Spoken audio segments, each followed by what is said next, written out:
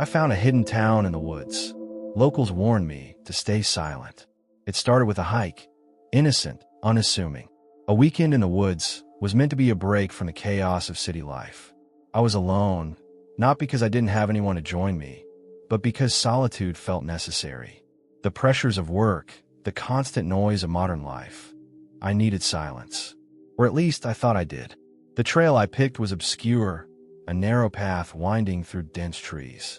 The map I downloaded had marked it as a low-traffic area, perfect for some peace and quiet.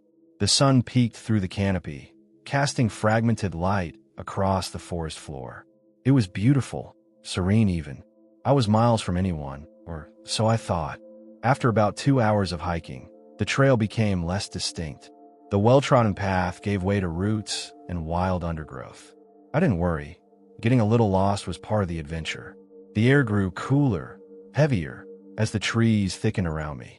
There was no sound of birds or rustling leaves, only the crunch of my boots on the forest floor. That's when I noticed something strange, a subtle but distinct smell, like burnt wood and damp earth. Pushing through a dense thicket, I found myself on the edge of clearing. And there was a town. It shouldn't have been there. There was no mention of any settlement on the map, no sign of life this deep into the forest. The buildings were small, rustic, and oddly pristine, as if time had no hold on them. Narrow cobblestone streets wound between wooden houses with steep, thatched roofs.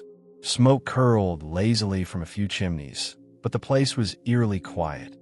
Curiosity got the better of me, and I stepped into the clearing. The first thing I noticed was how unnaturally still everything was. No voices, no children playing, not even the distant hum of insects. It was as if the town were holding its breath. My footsteps echoed on the cobblestones as I walked deeper into the streets, feeling the eyes of unseen watchers. A sign above a weathered shop read, "Elders Emporium," in faded gold letters. Another building bore the name Marrow Tavern, carved into its wooden door. Everything about the place felt misplaced, as though it had been plucked from another time and set down in the middle of the woods. Then I saw them, the townsfolk. They appeared suddenly, as if they had materialized from the shadows. Men, women, children, all standing perfectly still on the edges of the street, watching me. Their faces were pale, almost too pale, their expressions blank, yet unervingly focused. They wore outdated clothing, simple shirts, long skirts, suspenders, that seemed untouched by modernity. No one spoke. No one moved. Hi, I stammered, raising a hand in an awkward wave. I didn't mean to intrude. I'm just hiking and, well, I got a little lost. The silence stretched, unbearable. Then, an old man stepped forward, his face lined with deep wrinkles, his eyes cloudy yet piercing. He carried a wooden cane that tapped against the cobblestones as he walked toward me. "You shouldn't be here," he said in a voice that was both raspy and firm. "This place is not for outsiders." "I'm sorry," I said quickly. "I didn't know." "Leave now," he interrupted, his tone sharp, "and say nothing of what you've seen. Do you understand?" His words sent a chill down my spine. The other villagers remained motionless, their eyes fixed on me with an intensity that made my skin crawl. I nodded, muttered an apology, and turned to leave. But as I retraced my steps back toward the forest, I couldn't shake the feeling that I was being followed. As I pushed through the dense trees, the old man's words echoed in my mind. "Say nothing. Why? What is this place? And why did it feel so wrong?" I glanced over my shoulder, half expecting to see one of the villagers trailing me. But there was nothing, just the quiet forest. Still, the sense of unease clung to me like a second skin. By the time I reached my car at the edge of the trail, the sun was beginning to set. The golden light did little to dispel the unease that had settled in my chest. I climbed into the driver's seat and sat there for a moment, staring at the forest. I should have left it at that, should have driven home and tried to forget about the hidden town. But I didn't. Instead, I opened my phone and searched for any mention of settlement in the area. Nothing. No records, no history, not even a passing reference. It was as if the town didn't exist. That only made me more determined to uncover the truth. The first night, I couldn't sleep. Every time I closed my eyes, I saw the pale faces of the villagers. Their blank expressions burned into my memory. And the old man's warning. What had he meant? What would happen if I talked about the town? The following day, I decided to return. I told myself it was just to satisfy my curiosity, to prove that I hadn't imagined the whole thing. Armed with a camera and a notebook, I set out early, determined to document what I'd seen. The hike back to the clearing felt longer this time, the forest denser, darker. The strange smell returned, burnt wood and damp earth, but stronger now, almost suffocating. When I reached the clearing, the town was just as I'd left it, as if it had been frozen in time. But something was different. The villagers were gone. The streets were empty, the windows of the houses dark. An unnatural stillness hung over the town, heavier than before. I walked cautiously through the streets, my camera clicking as I snapped pictures of the empty buildings. The hairs on the back of my neck stood on end, and I couldn't shake the feeling that I was being watched. Near the center of the town, I found a small church. Its wooden door creaked as I pushed it open, revealing a dimly lit interior. The air inside was thick and musty, the pews covered in a thin layer of dust. At the front of the church, an altar stood beneath a faded tapestry depicting a strange symbol, a circle with jagged lines radiating outward. As I examined the symbol, a sudden sound shattered the silence, a sharp, echoing crack that sent my heart racing. I spun around, but the church was empty. The door, however, was now closed. Panic set in as I hurried to leave, but as I stepped outside, I froze. The villagers were back. They stood in the streets, their pale faces turned toward me, their eyes unblinking. The old man was at the front of the crowd, his expression grim. "I warned you," he said, his voice carrying a weight that made my chest tighten. "You should have stayed away. I just wanted to know." "There are things you are not meant to know," he interrupted, his tone icy. "And now, you have brought the attention of those who dwell beyond." "What are you talking about?" I demanded, my voice shaking. The old man didn't answer.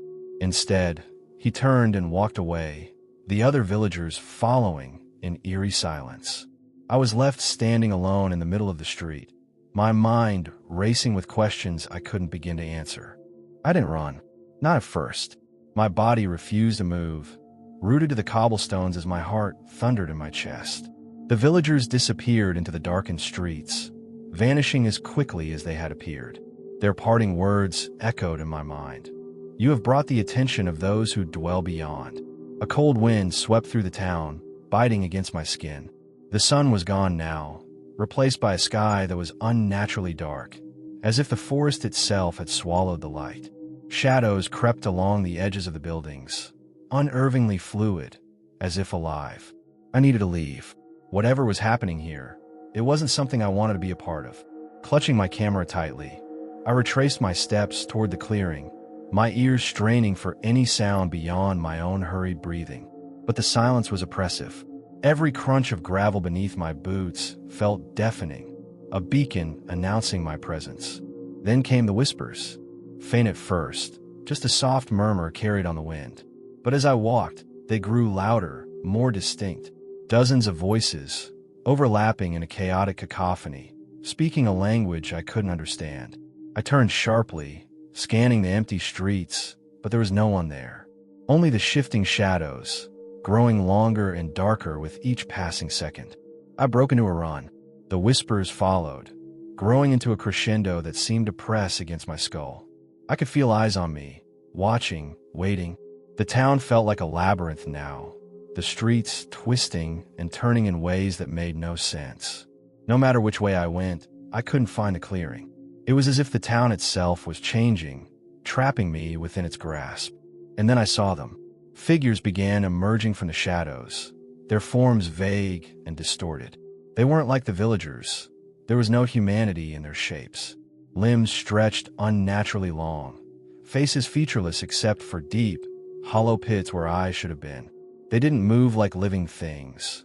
They flowed, gliding across the ground with an unnatural grace. One step closer, its elongated arm reaching toward me. Panic surged, and I stumbled backward, nearly dropping my camera. My mind screamed at me to look away, but I couldn't. Its hollow gaze bore into me, pulling at something deep within my chest, as if it were trying to unearth my very soul.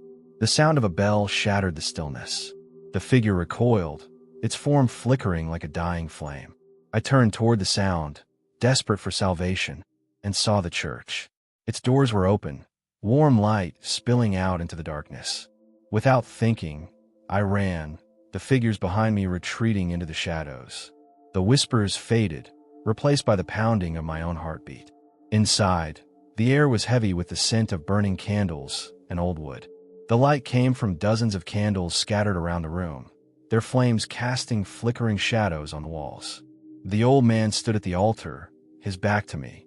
"You shouldn't have come back," he said without turning around. "I didn't mean to," I panted, leaning against the door to catch my breath. I got lost." The old man turned, his expression unreadable. "Lost or not, you've broken the balance. They've noticed you now." "Who?" I demanded. "What are those things out there?" "They are the Watchers," he said grimly. "Guardians of the boundary between our world and theirs. This town is a bridge, a place where the veil is thin." "What does that even mean?" I snapped, my fear bubbling into frustration. "Why didn't you just tell me this before?"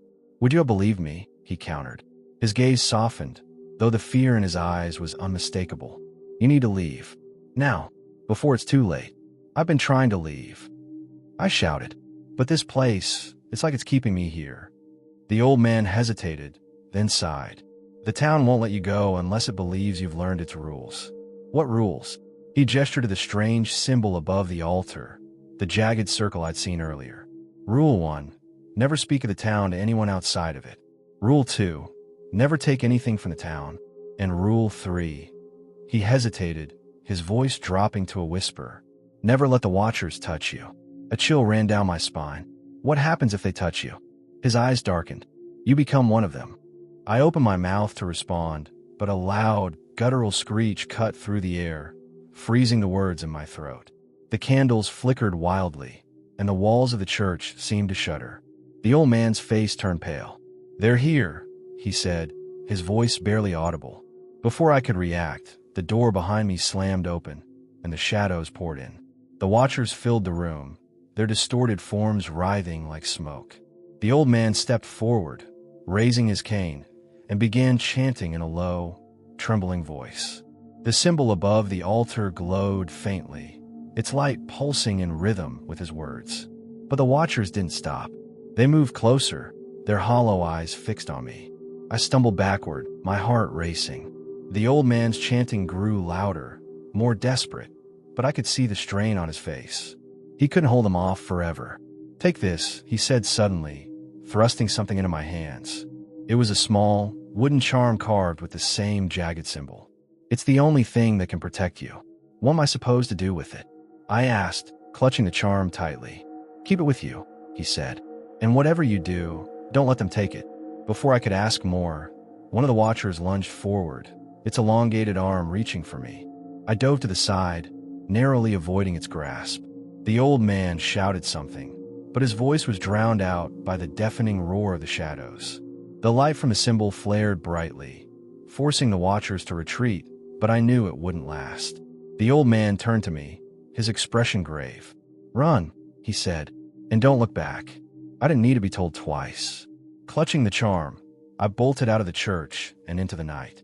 The town was unrecognizable now, its streets warped and twisted, the buildings leaning at impossible angles.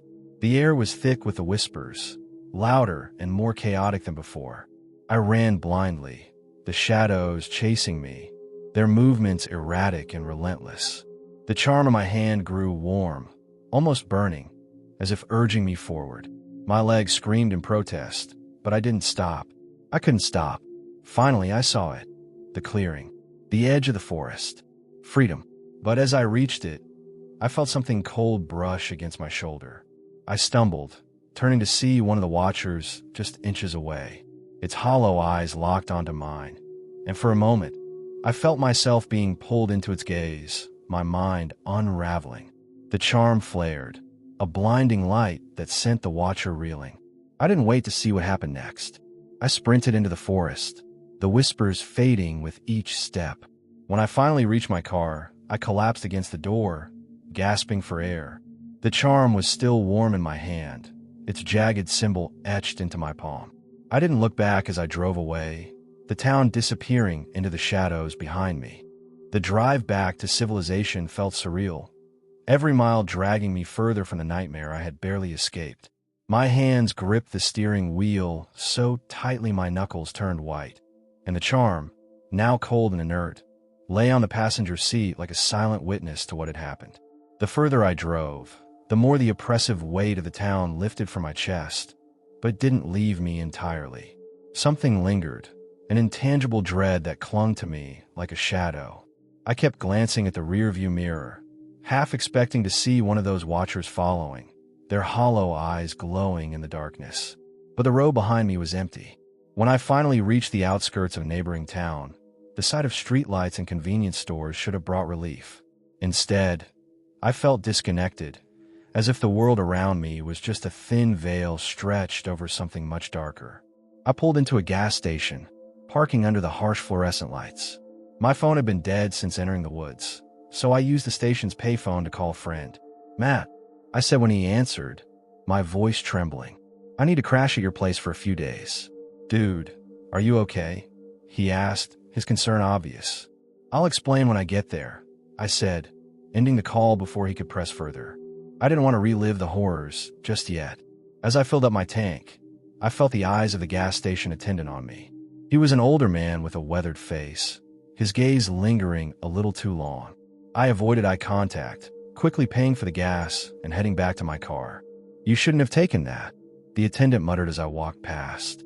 I froze, turning slowly to face him. "What did you say?" His eyes flicked to the charm sitting on my dashboard.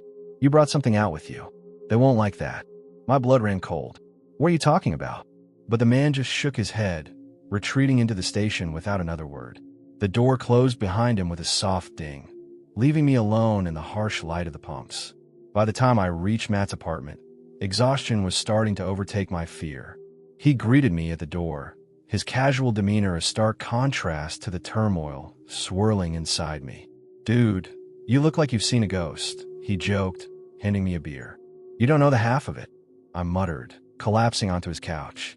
Over the next hour, I told him everything. The hidden town, the villagers, the watchers. I left nothing out. Matt listened in silence, his expression growing more serious as the story unfolded. When I finished, he leaned back, letting out a low whistle. "That's insane," he said finally. "But you're safe now, right? You got out." "I thought so," I said, glancing at the charm still clutched in my hand. "But something feels off, like it's not really over." Matt shrugged, clearly trying to lighten the mood. "Maybe you just need some sleep. You've been through a lot." He had a point. My body felt like it was made of lead, every muscle aching from the tension and adrenaline. I agreed to stay the night, crashing on the couch while Matt retreated to his bedroom. The apartment was quiet, the kind of stillness that should have been comforting. But as I lay there in the darkness, my mind wouldn't stop racing. Every shadow in the room felt too deep, too alive. The charm sat on a coffee table, its jagged symbol catching the faint glow of a street lamp outside. Then I heard it, a whisper, faint and fleeting, like a breath against my ear. My heart skipped a beat as I sat up, scanning the room. There was nothing there. I told myself it was just my imagination, the remnants of fear playing tricks on me. But then it came again, clearer this time, a soft, disjointed murmur that seemed to come from the corner of the room. Slowly, I turned my head. The shadows in the corners seemed to writhe, growing darker, deeper, as if they were pulling the light out of the room. And then I saw it, a figure, barely distinguishable from the darkness, its hollow eyes staring straight at me. I froze, unable to move or even scream. The figure didn't lunge or approach. It simply stood there, its gaze piercing through me. The whispers grew louder, filling the room with a suffocating hum. Desperation took over. I grabbed the charm from the table, holding it out like a shield. "Stay back," I shouted, my voice trembling. The figure didn't react. Instead, the shadows around it began to spread, slithering across the floor like ink. I scrambled backward, nearly toppling off the couch. The charm in my hand began to grow warm, just as it had in the town. "Leave me alone," I screamed, clutching the charm tighter. The light from the street lamp flickered, and for a brief moment, the room was plunged into complete darkness. When the light returned, the figure was gone. But the feeling of being watched remained, a suffocating presence that refused to let me breathe. Morning came slowly, the first rays of sunlight breaking through the blinds like a lifeline. Matt found me sitting on the couch, the charm still clutched in my hand, my eyes bloodshot from lack of sleep. "Dude, are you okay?" he asked, clearly alarmed by my appearance. "They followed me," I whispered, my voice hoarse. "They're still here." Matt frowned, glancing around the room. "You're just spooked. It's over now." But I knew better. The charm was still warm in my hand, its symbol glowing faintly in the daylight. Something had changed, a part of the town's darkness now tethered to me. I had escaped the town, but I hadn't escaped its rules. The next few days were a waking nightmare. I stayed at Matt's apartment, too terrified to return home, but no place felt safe. Every night, the shadows grew darker, more alive, and the whispers became a constant presence. They weren't confined to the corners anymore. They followed me. In the kitchen, in the bathroom, even in broad daylight. I could feel them lingering just out of sight. Matt tried to reassure me, but his patience began to wear thin. "You need to see someone, man. Maybe a therapist," he said one morning after I jolted awake from a nightmare. "I'm not crazy," I snapped. "I'm telling you, they're real." He sighed, looking genuinely concerned. "Look, I don't know what happened in that town, but you can't let it control your life. You have to fight back." I wanted to believe him, but deep down, I knew the truth. This wasn't something I could fight. It was something I had to endure, until they decided otherwise. That night, the whispers grew louder than ever, forming fragmented words that seemed to wrap around my mind like chains. They weren't random anymore. They were commands. "Return the charm." I stared at the jagged piece of metal on the coffee table, its strange symbol glowing faintly in the darkness. It had been my lifeline, my protection against the Watchers. But now it felt like a curse. Matt was asleep in his room, but I couldn't stay in the apartment any longer. The air felt thick, oppressive, like the walls were closing in. Grabbing the charm, I stumbled outside into the cool night air. The streets were eerily quiet, the world around me cloaked in an unnatural stillness. The whispers guided me, pulling me toward the woods. My feet moved on their own, each step dragging me closer to the source of my torment. The forest was just as I remembered, silent and foreboding, the trees towering like sentinels under the pale light of the moon. The path to the hidden town was still etched into my memory, and my body moved instinctively, drawn by an invisible force. As I reached the clearing, the sight of the town sent a shiver down my spine. It was exactly as I had left it, untouched by time. The empty streets and darkened windows stared back at me like hollow eyes. The whispers grew louder, more urgent, directing me to the center of town. The villagers were nowhere to be seen, but their presence lingered in the air. I could feel them watching, hidden behind shadows. In the center of the square, the well stood like a monument to everything I tried to escape. The whispers became deafening, their message clear: "Return the charm." With trembling hands, I approached the well. The charm burned against my skin, as if resisting its return. As I stood at the edge, the air around me grew colder, the shadows deepening until they swallowed the entire town. Then, they appeared. The Watchers emerged from the darkness, their hollow eyes glowing faintly. They surrounded me, their presence suffocating. My legs threatened to give out, but I forced myself to stand tall. "I didn't mean to take it," I said, my voice trembling. "I just wanted to survive." The Watchers didn't respond, but their gaze grew more intense, pinning me in place.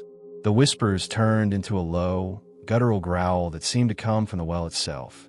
Slowly, I lifted the charm and held it over the opening. The growl intensified, vibrating through the ground. With a deep breath, I let it go. The moment the charm disappeared into the darkness below, the world around me shifted. The whispers stopped, replaced by an eerie silence. The Watchers stood motionless, their hollow eyes fixed on me. For a brief moment, I thought it was over. But then, one of them stepped forward. The figure reached out, its skeletal hand hovering just inches from my chest. A sharp, searing pain shot through me as its fingers touched my skin, and I fell to my knees, gasping for air. Images flashed before my eyes. visions of the town, the villagers, and the watchers. I saw their lives, their pain, their endless servitude to whatever dark force ruled this place. And then I understood. The charm hadn't just been a key to my survival. It had been a piece of their prison. By taking it, I had disrupted the balance, and now I had to pay the price. The watcher stepped back, its hand retreating, and the pain subsided. But something was different. I could feel it. Something had been taken from me. My heart, my soul, my very essence. It didn't matter what. I was no longer whole. The watchers melted back into the shadows, and the town began to dissolve around me, its structures fading like smoke in the wind. When I finally stumbled out of the woods, the first rays of dawn were breaking through the trees. I collapsed on the side of the road, gasping for air. My body felt heavy, my mind clouded. A car pulled up beside me, and a woman stepped out, her face etched with concern. "Are you okay?" she asked, kneeling beside me. I tried to answer, but my voice was gone. I could only nod weakly. She helped me into the car, driving me to the nearest hospital. But even as the world around me returned to normal, I knew I would never escape what had happened in that town. The whispers were gone, but the emptiness remained, a hollow void that no amount of light could fill. And as I stared out the window, I saw them. In the shadows of the trees lining the road, their hollow eyes watched me, waiting. Because some rules, once broken, can never be undone. The hospital room was quiet, save for the soft hum of machines monitoring my vitals. I lay on the stiff bed, staring at the ceiling, replaying the events of the last few days in my mind. The doctors had run every test imaginable, but they found nothing wrong with me. Physically, I was fine. Mentally, that was another story. Matt visited once, bringing flowers and a hopeful smile. "You're going to be okay," he said, squeezing my shoulder. "It's over now." I nodded, pretending to believe him. But it wasn't over. I could feel it. The lingering presence of the watchers, the weight of their gaze, even in this sterile, brightly lit room. They were patient, and they didn't need a rush. They had already taken a part of me, and I knew they could take more whenever they wanted. The silence followed me home. Every sound seemed muffled, as though the world had been dipped in cotton. I tried to immerse myself in normalcy, watching TV, scrolling through my phone, even going for walks around the neighborhood. But the whispers had been replaced by something worse. Absolute, oppressive quiet. It started with small things. The chirping of birds outside my window stopped. The hum of the refrigerator in the kitchen went still. Even my footsteps seemed to make less noise on the hardwood floor. At first, I chalked it up to paranoia, but then it escalated. One night, while brushing my teeth, I turned on the faucet and realized I couldn't hear the water running. I stared at the stream, clear and steady, but the sound was absent. Panic gripped me, and I stumbled back, knocking over a glass. It shattered on the tile floor, but there was no crash, only the sickening realization that the silence was spreading. I avoided mirrors as much as possible, but sometimes I caught glimpses of myself in reflective surfaces. That's when I noticed it, the mark, faint at first, like a bruise just below my collarbone. It was shaped like the symbol on the charm I had returned to the well, a jagged, abstract spiral that seemed to shift when I wasn't looking. The mark grew darker with each passing day, spreading like ink through my veins. My chest felt heavy, and breathing became a conscious effort. I knew better than to tell anyone. Who would believe me? The doctors would dismiss it as stress, and Matt had already started treating me like a fragile, broken thing. The nights were the worst. I could feel the watchers standing at the edge of my room, their hollow eyes glowing faintly in the darkness. They never moved, never spoke, but their presence was suffocating. I stayed awake for as long as I could, but exhaustion always won. And when I slept, the dreams came. In my dreams, I was back in the hidden town. The streets were alive with the ghosts of the villagers, their faces blank and featureless. They moved silently, their bodies jerking unnaturally, as though controlled by invisible strings. The well stood at the center of it all, its shadow stretching out to consume the entire town. Every night, the dreams grew more vivid. I could hear the whispers again, calling my name, luring me closer to the well. The watchers surrounded me, their skeletal hands reaching out. I tried to run, but the town's streets twisted and shifted, trapping me in a labyrinth of darkness. And then, always, I would wake up gasping for air, the mark on my chest burning like fire. It was a week after I left the hospital when the silence became unbearable. The entire world had gone mute. No cars honked, no dogs barked, not even the wind made a sound. It was as though I was the only living thing left in a vacuum of nothingness. That night, I felt it. A pull. The same force that had guided me back to the town now dragged me out of bed and into the cold night air. I didn't resist. Deep down, I knew this was inevitable. I walked through the empty streets, the silence so thick it felt like a physical weight pressing down on me.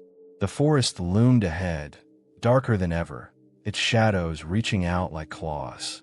The path to the hidden town was clearer than it had ever been, as though the forest itself wanted me to find it.